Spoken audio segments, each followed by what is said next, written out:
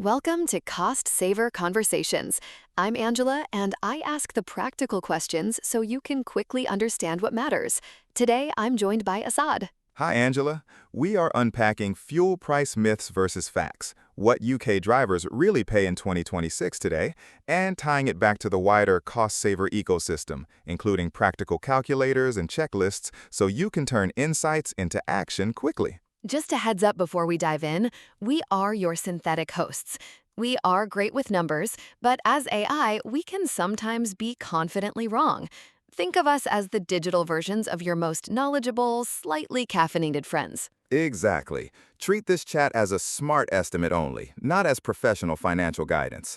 Always check important details with official sources or a qualified expert before making any big decisions. Right. So, Assad, fuel prices. This is one of those topics that honestly, it makes my head spin sometimes. Like every time I fill up, I'm just confused about what I'm actually paying for? Oh, absolutely, Angela. It's one of those things where everyone has an opinion, right? But most of what people think they know is actually is kind of wrong. Okay, so the big one, and I hear this all the time, is that oil companies are just making a fortune off us, taking all our money at the pump. Yeah, that's the classic. And it's almost entirely wrong, which I know sounds Wait, what? Really? I know. When you're standing there watching the numbers tick up, it feels instinctive to blame BP or Shell or whoever.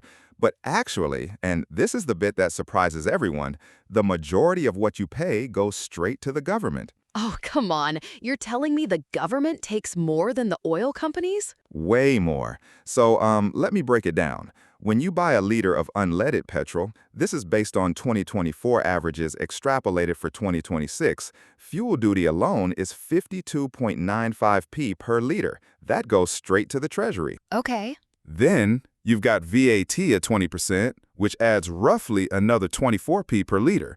So before, and this is the kicker, before a single drop of oil has been refined, transported, sold, anything, you're already looking at, what, nearly 77p in tax. Hold on. Let me just. So, at what, 145p per liter? That's. 53% of what you pay is tax, more than half. Wow. Okay. That's actually. I had no idea it was that much. Right? And the actual wholesale cost, the crude oil and refining, that's only about 40 to 50p per liter. Distribution adds maybe 5 to 8p, and the forecourt's profit, usually just 5 to 10p per liter. It's kind of eye-opening, isn't it?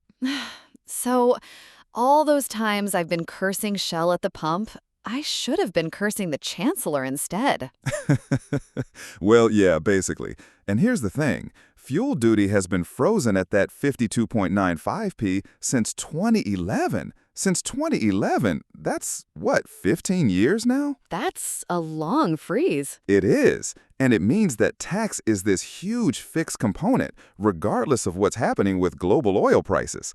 Which brings us to another big myth, actually. Oh, go on. People think there's this direct, immediate link between the price of a barrel of oil and what they pay at the pump. But it's way more complicated than that. How so? Oil goes up, prices go up, right? Sort of, but okay, so Brent crude, that's the global benchmark, it's been swinging between like 70 and 100 pounds per barrel recently. Those are big swings. But the transmission from barrel price to pump price goes through all these filters. Like what? Well, the big one that nobody talks about is the pound. Oil is priced in dollars globally, right? So when the pound weakens against the dollar, which, let's be honest, has happened quite a bit lately, UK importers pay more for the same barrel of oil, even if the dollar price hasn't moved at all. Oh, I never thought about that. So oil could be getting cheaper, but if the pound is weak. Exactly. There was this example. Sarah from Leeds noticed oil prices had dropped 10% over 3 months, but her local forecourt prices barely moved. Turns out sterling had weakened by nearly 8% over the same period. It basically canceled out the whole thing. That's so frustrating. You think you're going to get relief, and then nothing. Right. And then there's refining capacity. The UK doesn't refine all its own fuel. So disruptions in Europe, shipping issues, even just seasonal shifts between diesel and petrol demand, it all affects the price. This is getting complicated. I know. But wait, there's more. Have you heard of the rockets and feathers effect? The what now? Rockets and feathers.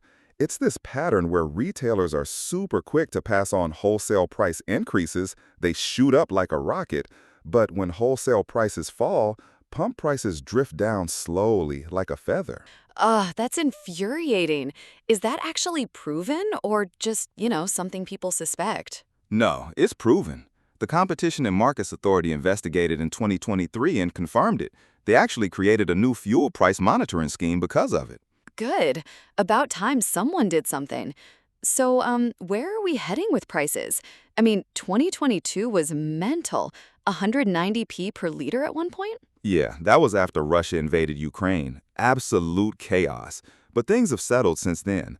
We're looking at around 140p to 148p by late 2024. And 2026? Most forecasters expect only modest changes, unless there's another geopolitical shock or, and this is the big one, the government changes fuel duty. Ah, right. The freeze can't last forever. Honestly, no, it can't. Treasury officials have been signaling that for a while.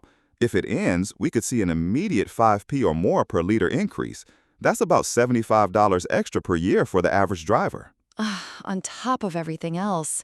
Great. Okay. But what about electric cars? Everyone keeps saying they'll make petrol prices irrelevant soon. Yeah, that's another myth, actually. The timeline is way more gradual than people think. Really? Think about it. There are tens of millions of cars on UK roads. The average age is over 8 years. Even with strong EV sales, most of us will still be filling up with petrol or diesel for many years. Fair point. But here's the really counterintuitive bit. EVs might actually make petrol more expensive for those still using it. Wait, what? How does that work? Fuel duty raises about $25 billion a year for the Treasury. As more people switch to EVs, that revenue drops. The government needs to replace it somehow. Oh no. Yeah, road pricing, higher fuel duty on smaller volumes, new levies. If EV adoption hits 50%, that's a massive revenue hole. Remaining petrol and diesel drivers might end up paying significantly more per liter to make up the difference. So we're kind of stuck either way. That's depressing, actually. Well, look, it's not all doom and gloom. There are things drivers can do right now to save money. Yes, let's talk about that. What's the most effective thing? Price comparison tools. Honestly, it takes less than a minute to check, and you can save 5 to 10 pounds per tank. Over a year, that's easily $100 or more. That's proper money. And always, always fill up at supermarket forecourts when you can. They're consistently 10p to 15p cheaper than motorway stations. Oh, God, motorway prices. I once paid, I think it was 20p more per liter on a full tank. That was like, 10 extra, yeah. It's captive demand, isn't it? They know you're desperate, so plan ahead. Never let your tank get so low you're forced to use them. what about driving style? Does that actually make much difference? More than you think. Gentle acceleration, steady speeds, not idling unnecessarily. You can improve fuel economy by 10 to 15%. And basic maintenance. Properly inflated tires save up to 3%, removing unnecessary weight, all that stuff. It all adds up. Exactly. And mid-week fill-ups, Tuesday to Thursday, historically have slightly lower prices. It's not huge, but every little helps, right? I had no idea about that one. Right, so if you had to give UK drivers one key takeaway for 2026, what would it be? Okay, so the most important thing to remember is that over half of what you pay is tax. That's not changing anytime soon. Global oil prices matter, but they're filtered through so many layers: currency, refining, retailers, government policy. Right. So focus on what you can actually control. Compare prices before you fill up, choose supermarkets over motorways, drive efficiently. These simple habits can save you $150 to $250 a year without any major lifestyle changes. That's That's actually really practical advice, not just oil companies bad or whatever. Right, exactly. Look, the system is what it is, but you don't need to understand every nuance of global oil markets to save money. Just be smart about where and how you fill up, and you'll be ahead of most people. Love it. Assad, this has been genuinely eye-opening. I mean, the tax thing alone, I'm going to be thinking about that next time I fill up. Yeah, it does change your perspective a bit, doesn't it? Makes those political debates about fuel duty a lot more interesting, too. Oh, definitely. Right, I think that's probably a good place to wrap up. Thanks so much for breaking all this down. My pleasure, Angela. Happy to help people understand what they're actually paying for. Quick side note, this guide connects with other cost-saver blogs, especially free ways to cut your energy bills, whether home insulation is worth it in 2026, and our weather-aware energy planner, which offers practical guidance on cutting bills by up to £400 annually. Exactly. And reading those together gives you a fuller picture of safety, energy costs, and long-term affordability before you choose a postcode. Primary sources used here include the link in the show notes and the link in the show notes so you can verify the data yourself and stay evidence-led. That wraps this cost-saver conversation with Angela and Assad. If this helped, share it with someone house hunting so they make safer and smarter money decisions. Your next step is simple. Try one of the cost-saver tools. Then read Free Ways to Cut Your Energy Bills and use both together before committing to a move.